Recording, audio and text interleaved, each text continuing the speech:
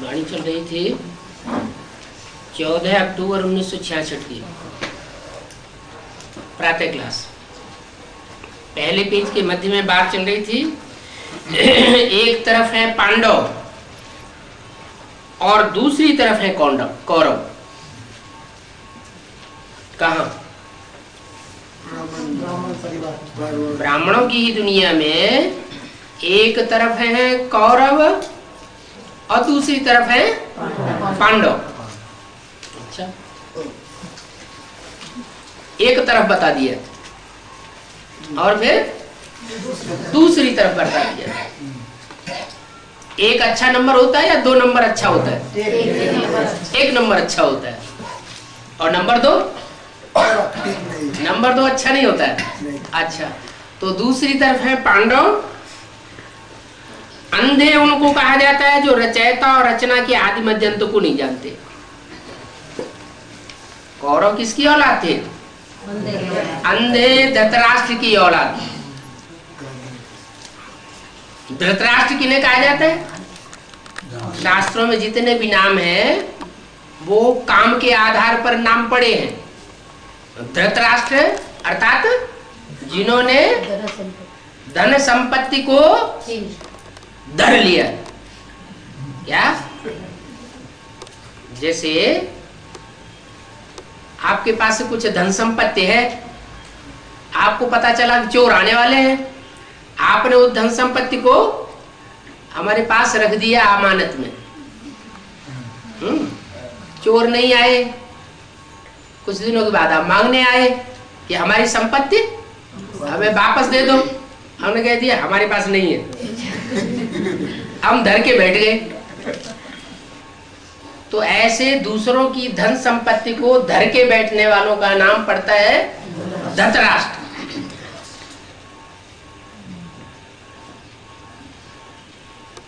ऐसे धृतराष्ट्र अज्ञान के अंधे होते हैं। कैसे?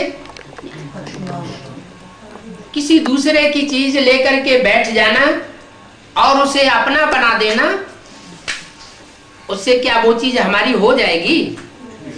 इसका मतलब हम अज्ञान के अंधे हैं, हम पुनर्जन्म को नहीं मानते। इस जन्म में तो हम धर के बैठ जाएंगे, फिर अगले जन्म में उसका अजूरा भर के देना पड़ेगा या बाद ब्याज सहित या नहीं देना पड़ेगा? देना पड़ेगा। तो ये तो दुनिया की भी सामान्य बात है, खास करके भारतवासियों के जीवन में, कि वो पुनर्जन्म को मानते हैं और किसी की अमानत लेना पसंद नहीं करते। कौरवों ने क्या किया, पांडवों ने क्या किया? भगवान ने आर्डर दिया जुआ खेलो। क्या? तन धन धाम सुहृद परिवार सबकी बाजी लगाओ। जुआ खेला गया।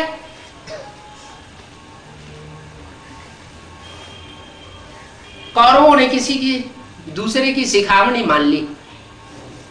कहते उनका कोई मामा था शकुनी।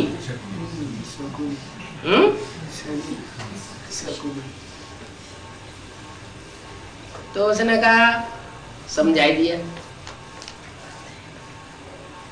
बाबा कहते एक से सुनो, दूसरे से नहीं सुनना है। गीता ज्ञान तो दोनों के सामने दिया गया, कौरवों के सामने भी दिया गया, पांडवों के सामने भी दिया गया। लेकिन पांडवों ने एक की मत पर चलने की प्रतिज्ञा ली और कौरवों ने शकुनी की मत मान ली। उसने चालाकी सिखाई कि ये चालाकी करो नहीं तो हो जाएगा डब्बा गोल, तुम्हारे पास कुछ नहीं रहेगा।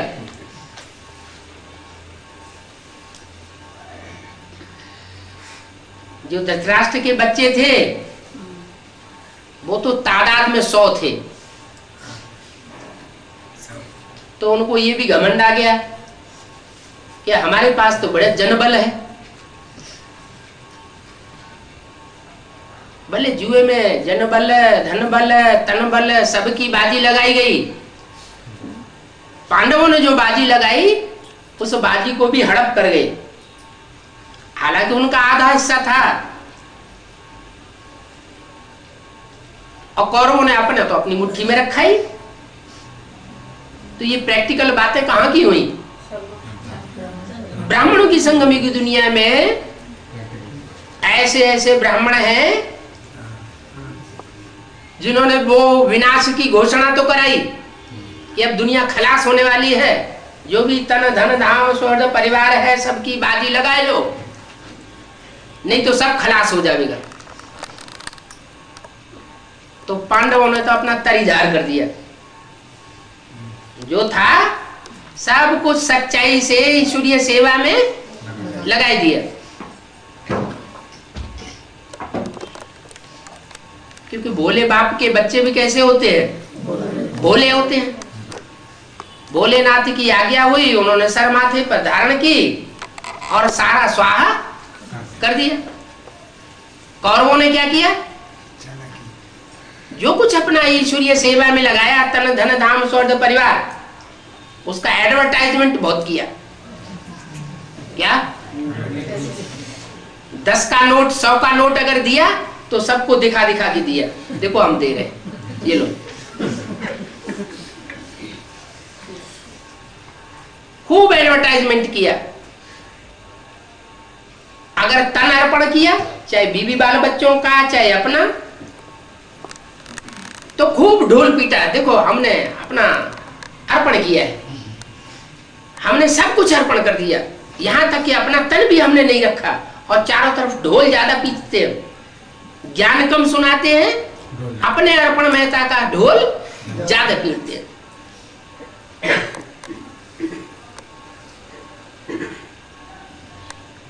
तो कौरवों ने अपना तो अपनी मुट्ठी में रखा ही, और पांडवों का भी सब कुछ हरण करके अपनी मुट्ठी में कर लिया। तो कौन हुए फिर? धृतराष्ट्र हुए ना। उनका जो मुखिया था सबसे बड़ा, उसका नाम पड़ गया धृतराष्ट्र। धृतराष्ट्र अंधे, इतनी ज्ञान की बात समझ में नहीं आई कि भगवान वारा न्यारा करने वाला है, दूध का दूध और पानी का पानी करने वाला है, एक की 100 देने वाला है, और अपनी मनमानी कर ली। तो अज्ञान के अंधे हुए ना। ऐसे धृतराष्ट्र मोह में अंधे हो गए। किसके मोह में? बच्चों के। अपने बच्चों के मोह में अंधे हो गए। वो थे कुरु की औलाद, मैंने किया मैंने किया मैंने किया। वो कहे गए कौरव, ईश्वरीय सेवा भी करेंगे तो ढोल बहुत पीटेंगे।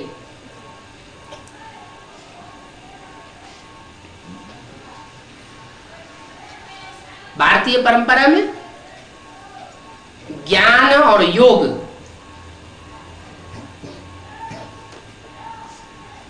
और किसी को मंत्रणा अगर देना है तो, सलाह देनी है तो, ये गुप्त रखना अच्छा माना जाता है। भक्ति मार्ग में भी जो अच्छे अच्छे भगत हैं इस बात को जानते हैं, जोग जुगुत जप मंत्र तब प्रभाव, फले जबे जब करिए दुराऊ। तो उन्होंने ढोल पीटना शुरू किया, हर बात का एडवर्टाइजमेंट करना शुरू किया। ईश्वरीय सेवा में थोड़ा सा योगदान देंगे, फोटो पहले खींचना शुरू कर देंगे, पब्लिक के पैसे लेकर के, पांडवों के पैसे लेकर के, और पत्रिका छपाई देंगे। हिंदी में छपाएंगे, अंग्रेजी में छपाएंगे, गुजराती में छपाएंगे, दूसरी भाषाओं में छपाएंगे, लेकिन उनमें जास्ती तादाद किस चीज की होगी? ज्ञान की होगी या फोटोओं की होगी? फोटो ज्यादा छपाएंगे। चलो भाई यहां तक भी ठीक।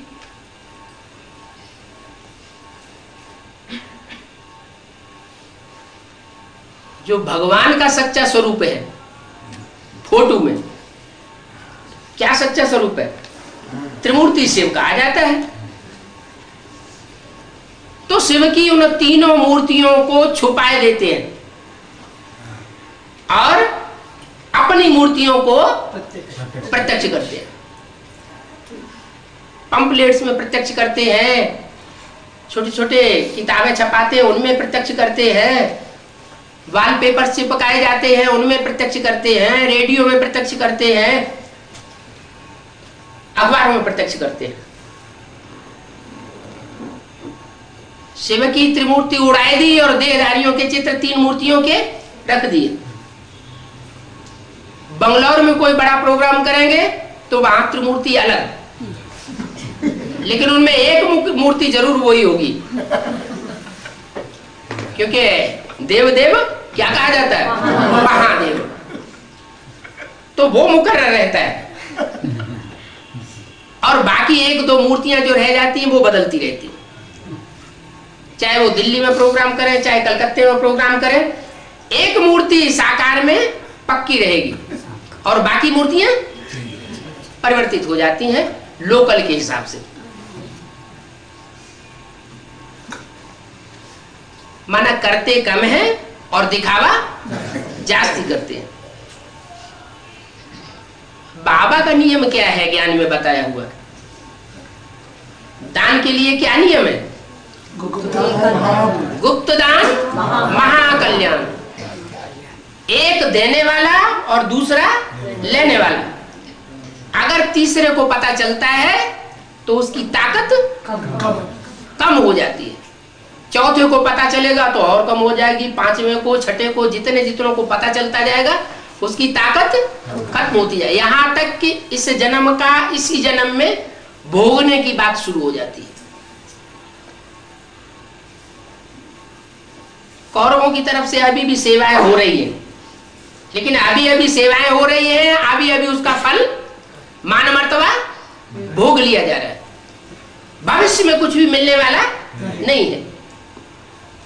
और पांडवों का सब कुछ क्या? गुप्त। धन गुप्त, तन गुप्त, दान गुप्त, मान गुप्त, मर्तबा गुप्त।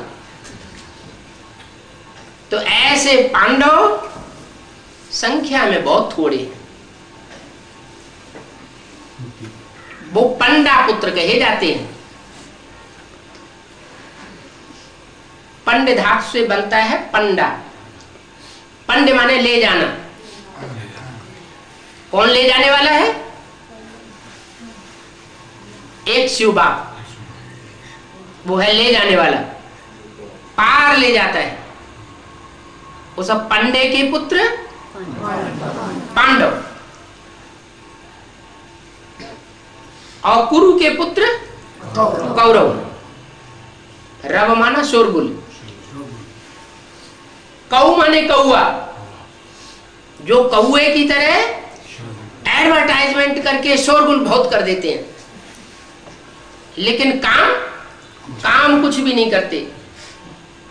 काम के नाम पर वो 5 स्टार होटल्स, जिन्हें बाबा कहते हैं कोषघर, वो खुलते चले जाते हैं। उन कोषघरों में क्या होगा? इंद्रियों का व्यभिचार ही होगा ना। अब वो इंद्रिय चाहे आंख की हो और चाहे स्थूल कर्म इंद्रियां हो, ज्ञानेंद्रियां हो या कर्म इंद्रियां हो, ज्ञानेंद्रियों से बात बढ़ती है और बढ़ते बढ़ते कर्मेंद्रियों तक पहुंच जाती है। तो गंध खाते हैं, गंध खिलाते हैं, इसलिए काम के आधार पर उनका नाम रख दिया गया है कौ माना कौआ और रव माना शोरगुल। उनका राज्य चलता है कलयुग के अंत में, इनका कौरवों का। बाहर की दुनिया की बात नहीं हो रही है, बाहर की दुनिया में तो है ही कौरव गवर्नमेंट, बहुत शोरगुल कर रहे हैं, हमने ये किया, ये किया, ये किया, ये उन्नति हुई, वैसी उन्नति हुई। बजाय उन्नति होने के देश और गरीब होता जा रहा है, चरित्र बिल्कुल नीचे गिरता जा रहा है, धनी धनी होते जा रहे हैं और गरीब गरीब होते जा रहे हैं। अशांति लगातार बढ़ती चली जा रही है, वैमनस्य लगातार बढ़ता चला जा रहा है, जातिवाद बढ़ता है, स्टेटिज्म बढ़ता है, ये हमारा राज्य, ये तुम्हारा राज्य, ये हमारा जोन, ये तुम्हारा जोन, हमारे जोन में तुम सर्विस करने क्यों आते हो, अपने जोन में सर्विस करो, ये हमारा जिज्ञासु, वो तुम्हारा जिज्ञासु, हमारी गीता पाठशाला जिज्ञासु को क्यों सुनाने आते हो। जैसे दुनिया में चल रहा है, एरोप्लेन किसी दूसरे के देश में पहुंच जाएगा तो उसको मार उड़ा देंगे, यहाँ भी ऐसा ही करते हैं। यहाँ आत्मा रूपी एरोप्लेन ऊंची स्टेज में उड़ करके कहीं दूर दराज सेवाएं करने जाते हैं गुप्त वेश में, बस उनकी पिटाई धुनाई कर दी जाती है।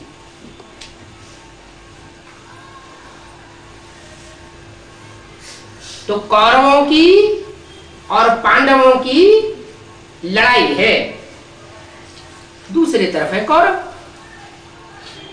दूसरी तरफ, और एक तरफ है पांडव। वो एक की तरफ है, वो 100 की तरफ है। तो अंधे की औलाद किनको कहा जाता है? जो रचयिता को नहीं जानते, रचयिता को नहीं जानते। रचयिता साकार में होगा या निराकार में होगा? रचना जो रची जाती है वो साकार होती है या निराकार होती है? आत्मा को रचना कहेंगे या आत्मा को रचयिता कहेंगे? रचना। आत्मा रची जाती है? तो क्यों कहा रचना? इन्होंने कह दिया। अच्छा अच्छा, चलो इनकी गलती। हाँ, आत्मा रची नहीं जाती, आत्मा तो अनादि है, और आत्माओं का बाप परमात्मा भी अनादि है, वो कभी रचा नहीं जाता। फिर रचा क्या जाता है? नई सृष्टि, नया मकान रचा जाता है। अपने आप वो पुराना होता रहता है 4 अवस्थाओं से गुजरने के बाद। तो ये सृष्टि रची जाती है, सृजन की जाती है। सृजन करना माने रचना, उससे बनती है सृष्टि। तो उस सृष्टि का जो रचयिता है वो साकार में होना चाहिए, सृष्टि भी साकार में होना चाहिए, रचयिता भी साकार में होना चाहिए। सुप्रीम सोल ज्योति बिंदु न रचयिता है और न रचना है। आत्मा भी रचना नहीं है, क्योंकि अनादि है। वो सुप्रीम सोल इस सृष्टि में आकर के जिस मुकर्रर रथ में प्रवेश करता है वो है रचयिता, जो सारी सृष्टि का बीज कहा जाता है। बीज है रचयिता और वृक्ष है रचना। तो संसार रूपी सृष्टि में 500-700 करोड़ जो भी मनुष्य सृष्टि के पत्ते हैं वो सब है रचना। चाहे वो पहला पत्ता कृष्ण सोल हो और चाहे आखिरी पत्ता हो, वो सब है रचना। तो रचयिता के आदि मध्य अंत को और रचना के आदि मध्य अंत को जो जानते हैं वो है आस्तिक। आस्तिक माना पांडव, पंडा के पुत्र, और नहीं जानते हैं तो नास्तिक माने अंधे के पुत्र। अंधे माने अज्ञान के अंधे, न जानकार, न जानने वाले। तो जो नहीं जानते हैं उनको प्राप्ति भी नहीं होती। इब्राहिम, बुद्ध, क्राइस्ट निराकार को जानते हैं या साकार को मानते हैं? जानते हैं, निराकार को मानते हैं। ये सृष्टि साकार है, उसके साकार रचयिता को नहीं जानते। तो इब्राहिम, बुद्ध, क्राइस्ट, गुरु नानक जो ऊपर से आते हैं धर्म पिताएं, क्या वो स्वर्ग में जाते हैं? स्वर्ग में नहीं जा सकते। जब रचयिता की रचना को ही नहीं जानते, रचयिता को ही नहीं जानते और जानना भी नहीं चाहते, तो उनको प्राप्ति भी नहीं हो सकती। ऐसे ही उन धर्मों में द्वापर युग से जो हिंदू आत्माएं, देव आत्माएं कन्वर्ट होती गई, उन धर्मों में, विदेशी धर्मों में, विधर्मियों में, वो कन्वर्ट होने वाली आत्माएं कलयुग के अंत में, उनमें से कुछ चुनी हुई आत्माएं हैं, श्रेष्ठ आत्माएं, हर धर्म से चुनी हुई श्रेष्ठ आत्माएं, वो ब्राह्मणों की संगम की दुनिया में ब्राह्मण बनती हैं आकर। माउंट आबू से जब परमात्मा बाप आकर के पढ़ाई पढ़ाते हैं मां के द्वारा, तो सब मां की गोद में आकर के आगे पीछे पलते हैं।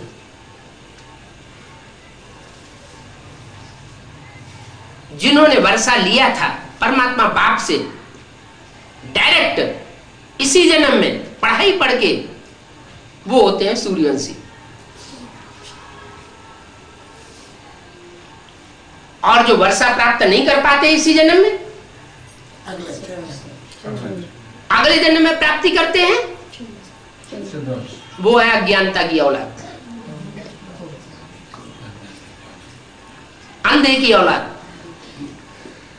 अंधे होने के कारण वो इस जन्म में इन आंखों से स्वर्ग नहीं देख पाते, मन बुद्धि की आंखों से भी नहीं देख पाते कि स्वर्गीय संगठन कहां और कैसे स्थापन हो रहा है, अंत तक नहीं देख पाते। और जो पांडव संप्रदाय है वो तो सोजरे की औलाद है, जिनके लिए मुरली में बोला जाता है, तुम बच्चों को तो नई दुनिया के पेड़ पौधे महल माड़ियां सामने दिखाई पड़ेंगे। क्या दिखाई पड़ेंगे? इसका मतलब तुम्हारी बुद्धि में बात बैठेगी, उनकी बुद्धि में अंत तक बात बैठने वाली नहीं है। तो रचयिता को जानना, उनकी रचना को जानना, ये बहुत बड़ी उपलब्धि है। न जानना ये बहुत बड़ा जन्म जन्मांतर का घाटा है।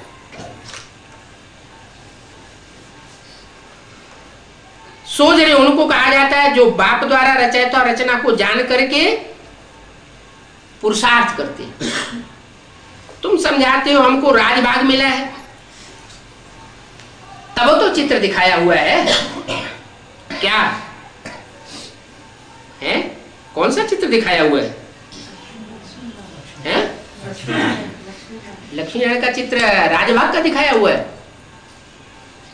लक्ष्मी नारायण जो चित्र दिखाया गया है झाड़ के चित्र में या सीढ़ी के चित्र में राजभाग मिला है, तब तो चित्र दिखाया है। ये चित्र कहाँ दिखाए गए हैं? अरे बाबा ने ये ज्ञान मार्ग की बात बताई है, भक्ति मार्ग का मिसाल दिया है? राजभाग कहाँ मिला है और चित्र कहाँ दिखाए गए हैं? राजभाग कहाँ मिलता है? संगम युग में। और उनके चित्र कब बनते हैं? भक्ति मार्ग में बनते हैं ना, द्वापर कलयुग में। तो वही तो बात बता रहे कि इन्होंने राजभाग पाया है, तो राजभाग पाने की निशानी वो चित्र दिखाए गए हैं। कौन सा चित्र है जिसमें राजभाग दिखाया गया है?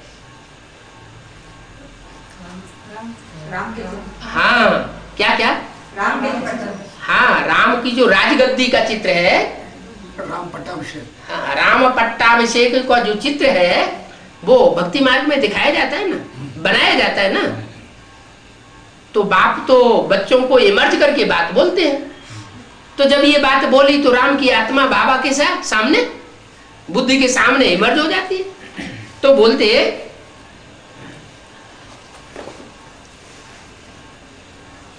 तुम समझाते हो कि हमको राजभाग मिला है तो ये चित्र भक्ति मार्ग में दिखाया गया, अगर न मिला होता तो ये चित्र नहीं दिखाया जाता। चित्र में क्या दिखाया गया?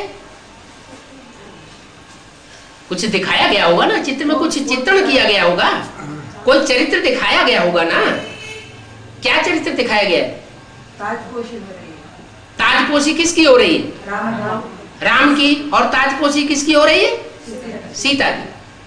अच्छा, उनकी तो ताजपोशी दिखाई गई, और भी कोई है चित्र में कि नहीं? कौन कौन है? भरत, लक्ष्मण, भरत, लक्ष्मण, शत्रुघ्न, हनुमान, उनको भी तो दिखाया गया है। उनका क्या चरित्र दिखाया गया है? उनका कोई चरित्र नहीं दिखाया गया। अरे दिखाया गया कि नहीं दिखाया गया? क्या? हाँ, सेवाधारी। माने जो नई दुनिया बनती है, जब राज्याभिषेक होता है तो जिन्होंने डिससर्विस की है वो दास दासी के रूप में दिखाए गए। कोई चमर डोलाते हैं, कोई छत्र धारण करते हैं, छत्र छाया करके, छाता लेकर के खड़े होते हैं, कोई पांव दबाते हैं, पांव के नीचे बैठते हैं। तो ये चित्र किस समय की यादगार है? इस समय संगम युग में जो राजभाग मिला है, उस राजभाग प्राप्त करने में सूर्यवंशी और चंद्रवंशी वो तो तख्त पर बैठे हुए हैं। सूर्यवंशी राजा के रूप में है, चंद्रवंशी रानी के रूप में है। और बाकी इस्लाम वंशी, बौद्ध वंशी, क्रिश्चियन वंशी जो दूसरों की बातों के प्रभाव में आ जाते हैं, वो सेवादारी बन गए।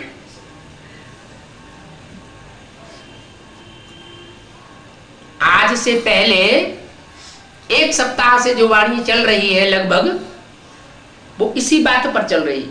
मुरली में एक से ज्ञान सुनना है, अनेकों से सुना तो विभिचारी ज्ञान हो जाएगा। क्या? विभिचारी ज्ञान हो जाएगा। विभिचारी ज्ञान हो जाएगा तो मुक्ति, जीवन मुक्ति भी कैसी मिलेगी? नीची कोटि की मिलेगी, ऊंची कोटि की नहीं मिल सकती। इसी जन्म में जो प्राप्ति करनी है वो प्राप्ति नहीं हो सकती। ये शरीर छोड़ने के बाद प्राप्ति होगी, नहीं तो दूसरे, तीसरे, चौथे, पांचवें, छठे, आठवें जन्म में प्राप्ति होगी। यहां क्या होगा? यहां अनेकों की जो मत पर चले हैं उनको फिर नीचा पद मिलेगा, नीचा देखना पड़ेगा। अभी भले अपने को एडवर्टाइजमेंट करते हैं कि हम बहुत ऊंचे हैं, ये अल्पकाल की प्राप्ति है, लेकिन थोड़े समय के बाद वो अल्पकाल की प्राप्ति समाप्त होने वाली है। अनुभव करेंगे कि हमारी आत्मा ने ये पद पाया, इन्होंने ऊंचा पुरुषार्थ किया, इन्होंने ऊंचा पद पाया, और स्वीकार कर लेंगे। क्या? दास दासी का कर्म स्वीकार भी कर लेंगे, और ये भी स्वीकार करेंगे कि इतना ऊंचा पुरुषार्थ हम नहीं कर सकते थे, इतना सहन करना हमारे बस की बात नहीं है, इतना सामना करना, इतनी बड़ी संस्था का सामना करना हमारे बस की बात नहीं है।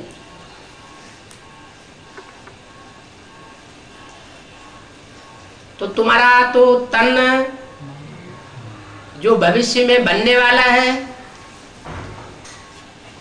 कंचन काया, संसार के सामने धन जो सूक्ष्म ज्ञान धन है, वो कैसे स्थूल रूप में परिवर्तित होने वाला है?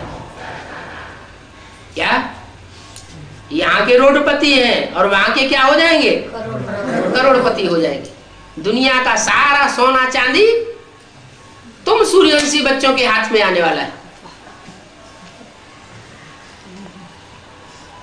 और वो जो धर के बैठ गए हैं उनकी धन संपत्ति का क्या हाल होना है? किन की दबी रही धूल में, किन की राजा खाए और किन की ले जाएंगे चोटा, किन की आग जलाए। सब खलास हो जाएगा। सफली होगी उनकी जो खर्चे नाम धनी के। धनी को पहचानेगा तभी तो ईश्वरीय सेवा में भाग दौड़ करके खर्च करेगा। अगर पहचानेगा ही नहीं तो ईश्वरीय सेवा भी दिखावे की भले करता रहे, स्वार्थ युक्त सेवा भले करता रहे, लेकिन जो प्राप्ति होने योग्य सेवा है वो नहीं करेगा। सतयुग है शिव बाबा का स्थापन किया हुआ युग। क्या स्थापन किया हुआ युग? सतयुग जो बाबा का स्थापन किया हुआ है वो सतयुग आदि है या सतयुग मध्य है या सतयुग का भी अंत है? सतयुग आदि माने एकदम 16 कला संपूर्ण प्राप्ति जो है वो तुम बच्चों को मिलनी है। बाद वालों को बाद वाली प्राप्ति मिलेगी। भले देवता बनेंगे लेकिन उनके देवत्व का पूजन नहीं होगा। नर से नारायण बनने वाले नारायण का गायन पूजन होता है, मंदिर बनते हैं, या सेकंड थर्ड नारायण के मंदिर बनते हैं? जो नर से नारायण बनते हैं उनमें जो सोल प्रवेश करती है उसका भी गायन पूजन हो जाता है सतयुग की आदि में, क्योंकि उनके साथ रही है, संग का रंग लिया है, उनमें बैठ करके पढ़ाई पढ़ी है, तो उजूला मिल जाता है।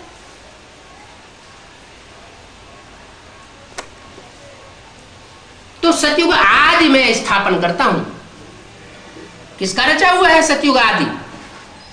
एक शिव बाबा का, और दूसरा जन्म किसका रचा हुआ है? सतयुग आदि वो तो शिव बाबा का रचा हुआ है। फिर राधा कृष्ण के जो बच्चे होंगे वो किसका रचा हुआ युग है?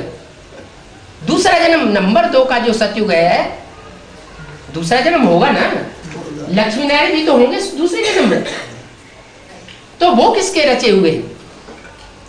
उनका भी कोई रचयिता होगा कि नहीं होगा? कि शिव बाबा रचता है? नहीं, शिव बाबा तो ऊंची से ऊंची प्राप्ति कराता है। शिव बाबा तो विश्व का मालिक बनाता है, छोटा मोटी प्राप्ति नहीं कराता है। छोटा मोटा बाप हो तो छोटी मोटी प्राप्ति कराए है? तो जो सतयुग में दूसरा नारायण होता है उस नारायण को नंबर 2 की प्राप्ति होती है, नंबर 2 का राज्य मिलता है। लेकिन नंबर 2 के राज्य में जो आने वाले हैं वो किससे पढ़ाई पढ़ लेते हैं? आखिरी में किससे पढ़ाई पढ़ लेते हैं जो नंबर 2 के राज्य में जाते हैं? बर्दन से, बर्दन से। किसे? बर्दन। बर्दन? क्या बर्दन? राम, भरत, लक्ष्मण, शत्रुघ्न। हाँ, जो नंबर 2 के है जरूर नंबर 2 वाले से पढ़ाई पढ़े। नंबर 2 का धर्म है इस्लाम धर्म। इस्लाम धर्म की बीज रूप आत्मा, वो तो बड़ी पावरफुल आत्मा होगी ना।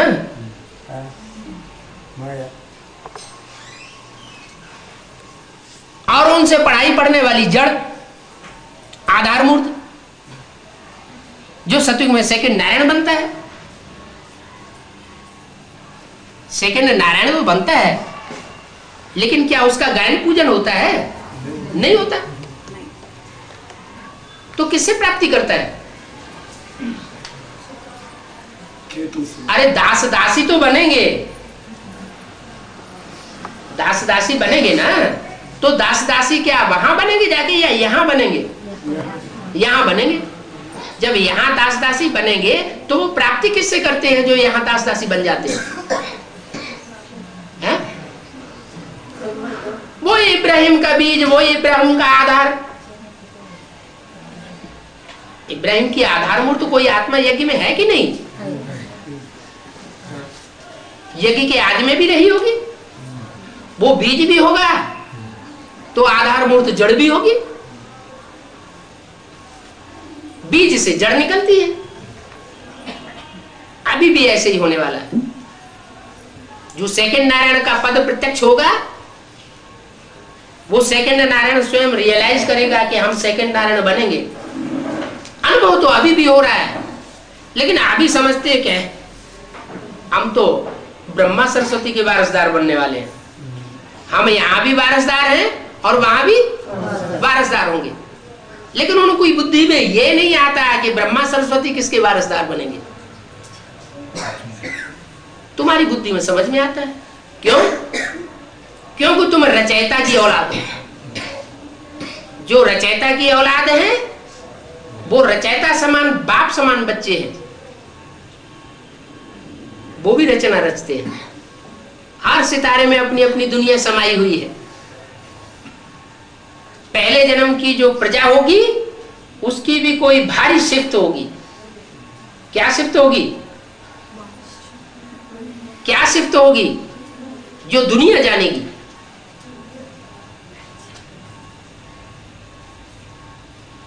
वो शिफ्ट होगी ज्ञान की। पहले जन्म की जो प्रजा होगी, नर नारायण की प्रजा, वो जितनी ज्ञानी होगी उतनी और दूसरे किसी वंश की प्रजा ज्ञानी नहीं होगी।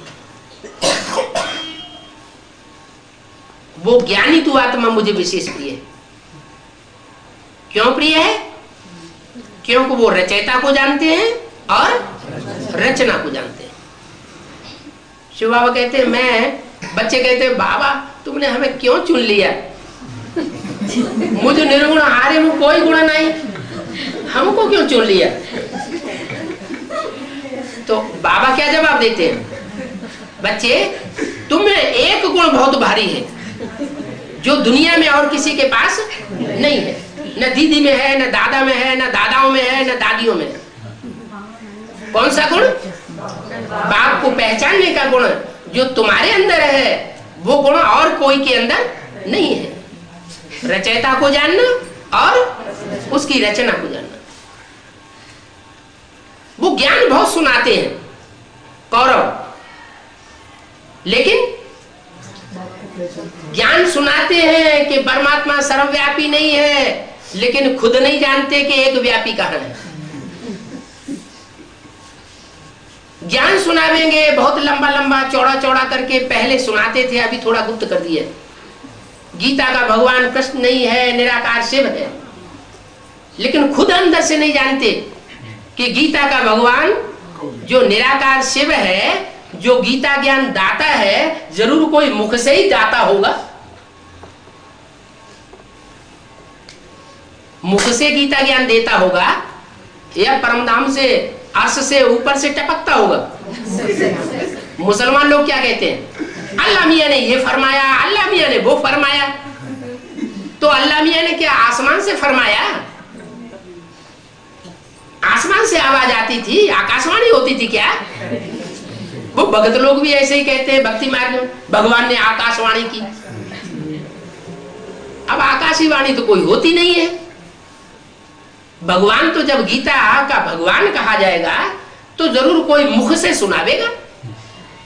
जिस मुख से सुनावेगा वही गीता का भगवान माना जाएगा। तो कह देते हैं दादा लेखराज ब्रह्मा के मुख से गीता ज्ञान सुनाया। अब दादा लेखराज ब्रह्मा के मुख से गीता ज्ञान सुनाया, तो ब्रह्मा की सोल कौन सी सोल है? कृष्ण की सोल है ना। वो सतयुग में कृष्ण की सोल क्या बनेगी? कोई का बच्चा बनेगी। सतयुग में भविष्य में भी बच्चा बनने वाली है, और यहाँ भी बुद्धि योग से वो बच्चा बुद्धि थी। इसलिए मुरली में बोला है, सब ब्रह्मा को बाबा क्या कहते हैं? बेबी कहते हैं। क्या फ्रॉक पहनने वाली कोई बेबी थी दाढ़ी मूंछ वाली? ऐसी तो बात नहीं है। वो तो बेबी बुद्धि थी। उनकी बुद्धि इतनी तीक्ष्ण नहीं थी, उतनी भी तीक्ष्ण नहीं थी जितनी मम्मा की बुद्धि तीक्ष्ण थी। मम्मा की बुद्धि फिर भी जास्ती तीक्ष्ण थी, बाबा की बुद्धि उतनी तीक्ष्ण नहीं थी। बस शिव बाबा ने उनके मुख से जो बोल दिया, बस वो रटते रहते थे, झूमते रहते थे। उन्हें नशा बना रहता था कि मैं सतयुग में जाकर के पहला प्रिंस बनूंगा, मुझे जन्म कौन देगा, मेरा माँ बाप कौन होगा, ये उनकी बुद्धि में नहीं आता था। ये किसकी बुद्धि में आएगा? जिसने रसगुल्ला खाया होगा वो रसगुल्ले का टेस्ट जानेगा।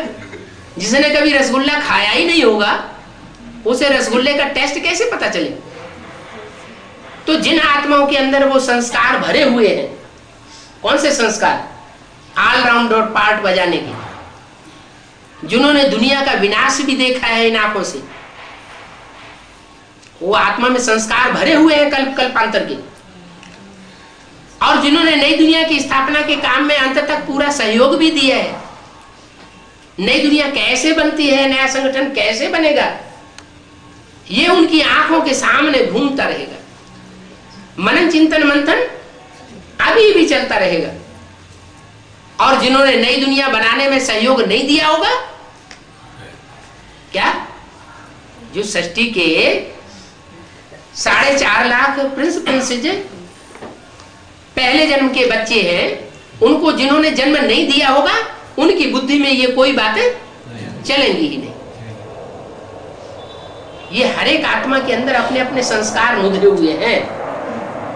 वो संस्कार कभी मर्ज होते हैं और कभी इमर्ज होते हैं। शिव बाप आकर के जब ज्ञान सुनाते हैं तो वो संस्कार जो सूर्यवंशी बच्चे हैं उनके अंदर इमर्ज हो जाते हैं, ज्ञान के संस्कार। इसलिए बोला वो मेरे सच्चे बच्चे हैं सतयुग आदि के। जो सत्यनारायण बाप के सच्चे बच्चे हैं, गॉड इज ट्रुथ के सच्चे बच्चे हैं, वो ही सतयुग की स्थापना करते हैं और मददगार बनते हैं।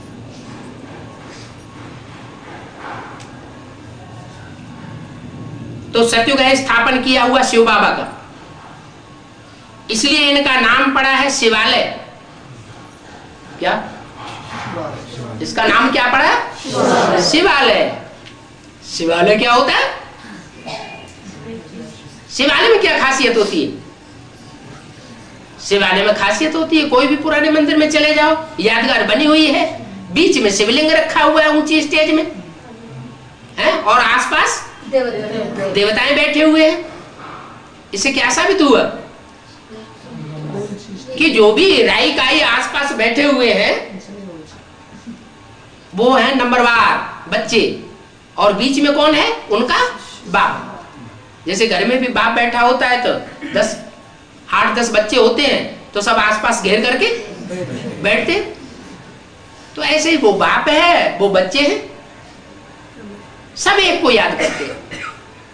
बैठे हुए हैं ना, तो याद में बैठे हुए हैं, एक को याद करते हैं, एक की बात मानते हैं, तो उनकी गिनती शिवालय में दिखाई गई। और शिवालय के मुकाबले अपोजिशन में कौन सा शब्द बोला जाता है? वैश्यालय।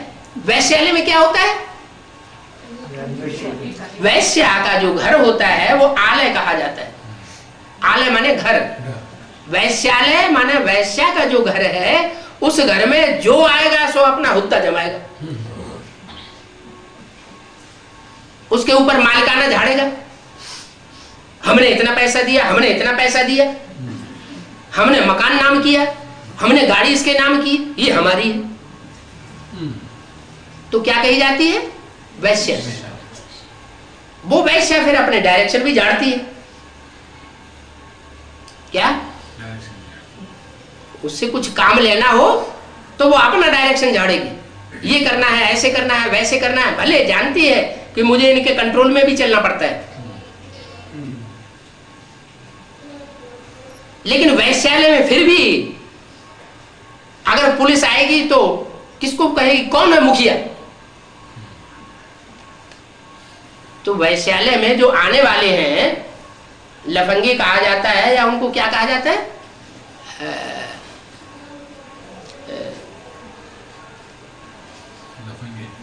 हाँ, जो तबला वबला बजाते हैं, सारंगी बजाते हैं ना, रे में रे मिलाते हैं, सत्यवचन महाराज जो होते हैं ना, रे में रे मिलाने वाले, जैसा जैसा कहती जाए वैसा वैसा करते जाए, ताल सुर मिलाने वाले, तो वो मुखिया नहीं कहे जाते हैं। मुखिया जो वैश्या है वो ही मुखिया कही जाएगी। अब यहां ब्राह्मणों के परिवार में देख लिया जाए, कहने के लिए मुखिया है लेकिन चलती किसके अंडर में है? बाबा ने तो साफ साफ अव्यक्तवाणियों में बोल दिया, क्या बोल दिया? पांडवों के गाइड बनने से यज्ञ में गड़बड़ हो जाएगा। पांडवों को गाइड बन करके नहीं रहना है, गाइड बन करके नहीं रहना है, गार्ड बन करके रहना है, माने शक्तियों का रक्षक बन करके रहना है। अगर शक्तियां पांडवों की रक्षण में नहीं है और उनके डायरेक्शन पर चल रही है तो वो शिवालय नहीं कहा जा सकता। घर का मुखिया, और घर का मुखिया की बात घरवाली न माने और दूसरों की बात मानती रहे तो वो घर जो है सत्यानाश को प्राप्त होता है। घर नहीं रहता, इसलिए कहते हैं गृहम, घर जो है यहाँ ईंटों का, वो घर नहीं कहा जाता, गृहिणी घर कही जाती है।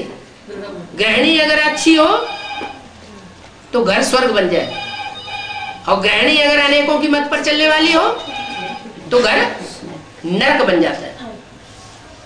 यही ब्राह्मण परिवार का अभी हाल हो रहा है, चाहे वो एडवांस का परिवार हो और चाहे बेसिक का परिवार हो। ये बहुत मुख्य बात है, एक की मत पर चलना। अगर दूसरे की मत मिली और दूसरे की मत धारण कर ली तो डब्बा गोल जरूर होगा, इस जीवन में भी नीचे गिरेंगे और आने वाले जो 63 जन्म है उनमें भी नीचे गिरेंगे। इसलिए त्रिमूर्ति में भी तबक्के दिखाए गए हैं।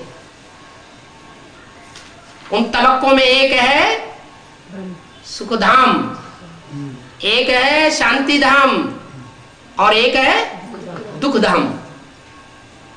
दुखधाम में दुखधाम का मुखिया बैठा हुआ है, सुखधाम में सुखधाम का मुखिया बैठा हुआ है, और शांतिधाम में शांतिधाम का मुखिया बैठा हुआ है। शांतिधाम है सबसे ऊंचा।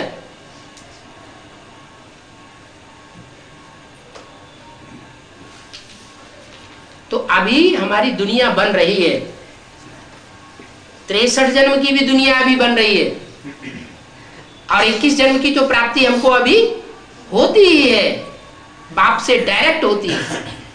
लेकिन है नंबरवार, जितना जितना हम श्रीमत पर चलते हैं उतना उतना हम श्रेष्ठ पद प्राप्त करते हैं जन्म जन्मांतर। और जितना जितना दूसरों से प्रभावित होते हैं, तो जिससे प्रभावित होते हैं उस समय समझें कि हमने उनकी प्रजा बनने की शूटिंग कर दी। इसलिए बाबा कहते हैं कि कदम कदम पर श्रीमत लेना है। जो भी कदम उठाएं, जो भी काम करें, बुद्धि से विचार करते जाएं कि ये कार्य हम श्रीमत के अनुकूल कर रहे हैं या प्रतिकूल कर रहे हैं। चाहे छोटा काम हो चाहे बड़ा काम हो, श्रीमत के अनुकूल है तो करना है। अगर बुद्धि में कुछ संशय पैदा होता है, पता नहीं ये श्रीमत है कि नहीं है, तो बाबा से पूछना है क्योंकि हम तो एक व्यापी को जानते हैं ना, जो नहीं जानते हैं उनको तो श्रीमत मिलने का सवाल ही नहीं। जो जानते हैं उनको तो संपर्क हो सकता है, दुनिया में तो मौजूद है ना। आज नहीं तो 4 दिन के बाद। छोटी छोटी बातों में भी अगर मुझते हैं तो श्रीमत लेना चाहिए। छोटी सी बात है,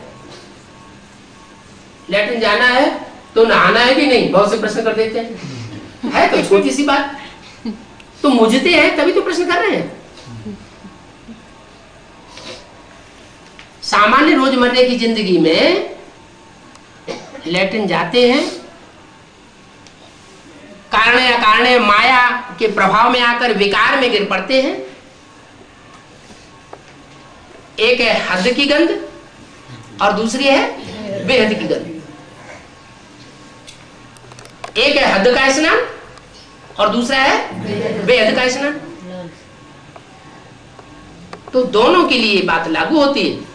हद के लिए भी बात लागू होती है और बेहद के लिए भी लागू होती है। हाँ, कोई बहुत बीमार ही पड़ जाए, दस्त वगैरह होने लगे, अधमरा जैसा हो गया, दूसरे सेवा कर रहे हैं, तो बात दूसरी है। उसके लिए तो भक्ति मार्ग में बोला आपत्ति काले मर्यादा नास्ति। जब बहुत तूफान आते हैं पहाड़ पर चढ़ते हुए, तो पहाड़ पर चढ़ाई जाता है या कहीं शेल्टर लिया जाता है?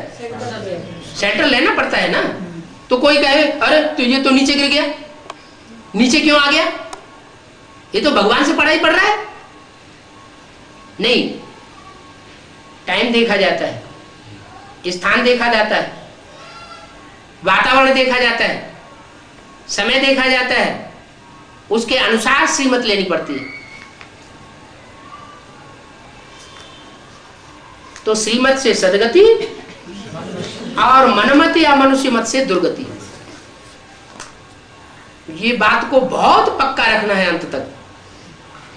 इस बात में ही फेल और पास होंगे, अभी भी होते जा रहे हैं। विष्णु पार्टी बनती है, विष्णु पार्टी में कन्वर्ट हो जाते हैं। नागराज पार्टी बनती है, वहां कन्वर्ट होते जाते हैं। क्यों कन्वर्ट होते जाते हैं? दुर्गति में जा रहे हैं, सदगति में जा रहे हैं, धक्के खाने जा रहे हैं या पक्के होकर के बैठे हैं? धक्के खा रहे हैं।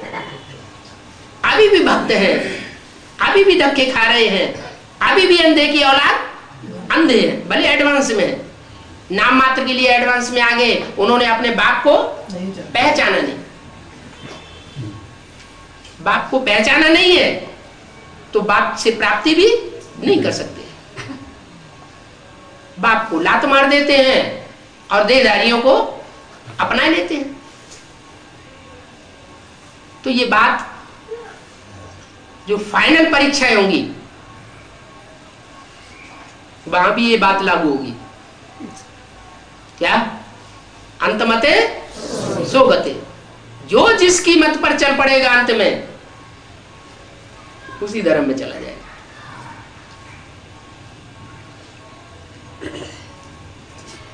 इसलिए बोल दिया जो जिस धर्म का होगा वो उसी की मत मानेगा। अभी भी देखने में आ रहा है।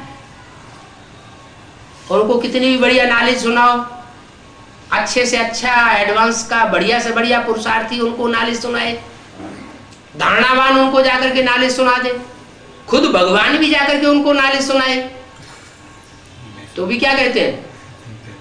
क्या कहते हैं? है? वो इस्लाम धर्म में कन्वर्ट होने वाली जब मानेगी तब हम तुम्हारी बात मान लेंगे। तब तक हम कान में उंगली दे करके रखेंगे, तुम्हारी बात हम सुनेंगे भी नहीं। तो कौन से धर्म में जाएंगे? वो जो कान में उंगली दे करके अल्लाह मियाँ को याद करते हैं उसी धर्म में जाएंगे, क्योंकि उनका जो मुखिया है वो भी यही बात सिखाता है, किसी की मत सुनो। क्या?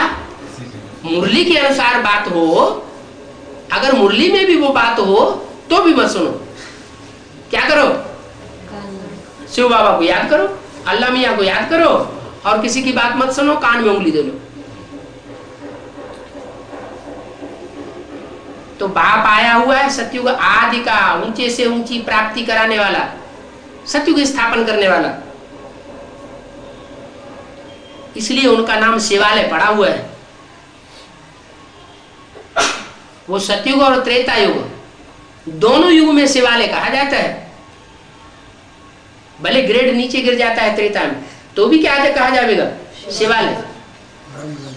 वहां कोई की भी आंख दूसरों में नहीं डूबेगी, एक की आंख एक में ही डूबेगी। 21 जन्म लेने वाला होगा स्वर्ग में, उसकी भी आंख 21 जन्म तक एक में ही डूबेगी, दूसरे में व्यभिचार पैदा नहीं करेगा। जैसे राधा कृष्ण का मिसाल चित्र में दिखाया है, कृष्ण की आंख राधा में डूब रही है, राधा की आंख कृष्ण में डूब रही है।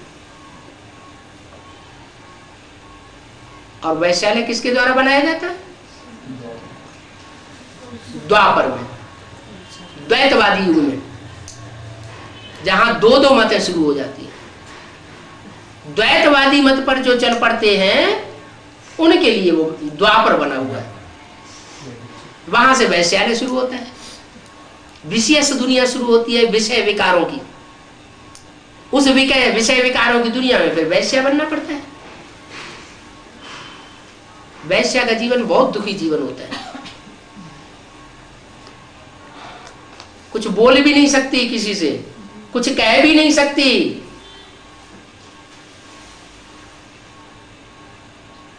बाहरी रूप से देखे जाए तो महल माड़ियों अटारियों में रहती है, अच्छा सा अच्छा भोजन खाती है, अच्छे से अच्छे कपड़े पहनती है, लेकिन अंदर का सुख ना के बराबर। तो सारी इंद्रियों का सुख मिलता हो और मन बुद्धि का सुख न मिलता हो तो वो सुख कागविष्टा समान है। ये ब्राह्मणों की संगम की दुनिया में अभी ये प्रैक्टिकल में देखा जा रहा है। जो आत्मा रचयिता को नहीं जानती, रचयिता की रचना नई दुनिया को नहीं जानती कि कौन सी दुनिया आने वाली है, कब आने वाली है, कैसे वो संगठन तैयार हो रहा है, तो अंदर अंदर बोल रही है। पूरी अशोक वाटिका में है, नाम क्या रखा? अशोक वाटिका। शोक मानो दुख, अशोक मानो दुख नहीं, वो तो भक्तों ने नाम दे दिया है। क्या नाम दे दिया? अशोक वाटिका। क्योंकि भक्तों की नजर में तो जो स्थूल सुख होता है वही सुख समझते हैं, दैहिक सुख को ही सुख समझते हैं, लेकिन देह का सुख कोई सुख खास नहीं होता। बाबा जो हमको सुख और शांति देने के लिए आए हैं, वो पहले पहले कौन सी सुख शांति देते हैं? मन बुद्धि की सुख शांति देते हैं। हमारी ऐसी स्टेज बन जाए कि तन से अगर हमें दुख मिलता भी है तो भी हम उस दुख को दुख न समझें, सुख में कन्वर्ट हो जाए। कोई हमारी पिटाई भी कर रहा है, उस पिटाई के टाइम में भी वो दुख हमको महसूस न हो, इतना नशा चढ़ा हुआ हो। भले उसको ये कह दिया जाए कि कोई ने प्रवेश करके हमारे दुख को हल्का कर दिया। इंस्पिरेटिंग पार्टी भी तो काम कर रही है। किन बच्चों में काम कर रही है? जो सूर्यवंशी बच्चे हैं नंबरवार, उनमें इंस्पिरेटिंग पार्टी भी प्रवेश करके कार्य कर रही है, सेवा भी करती है, दृष्टि की पावर भी देती है, वाइब्रेशन की भी पावर देती है, हमारा उमंग उत्साह बढ़ाती है। साथ में शिव बाबा तो है ही, क्योंकि शिव बाबा है अति सूक्ष्म, और जो सूक्ष्म आत्मा है इंस्पिरेटिंग पार्टी वाली, वो है सूक्ष्म शरीरधारी। तो जो ज्यादा सूक्ष्म होगा वो कंट्रोल करेगा, या जो कम सूक्ष्म स्टेज में होगा वो कंट्रोल करेगा? जो ज्यादा सूक्ष्म। इसलिए मुरली में बोला, इस समय संगम युग में सारी डोरी शिव बाबा के हाथ में। क्या जो कुछ भी हो रहा है ड्रामा में, वो सब कुछ करण करावनहार शिव बाबा करता है।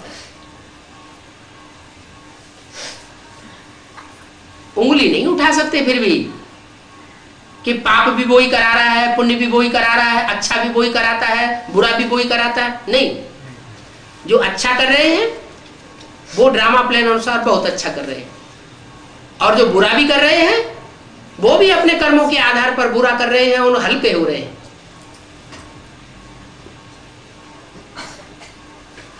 ओम शांति।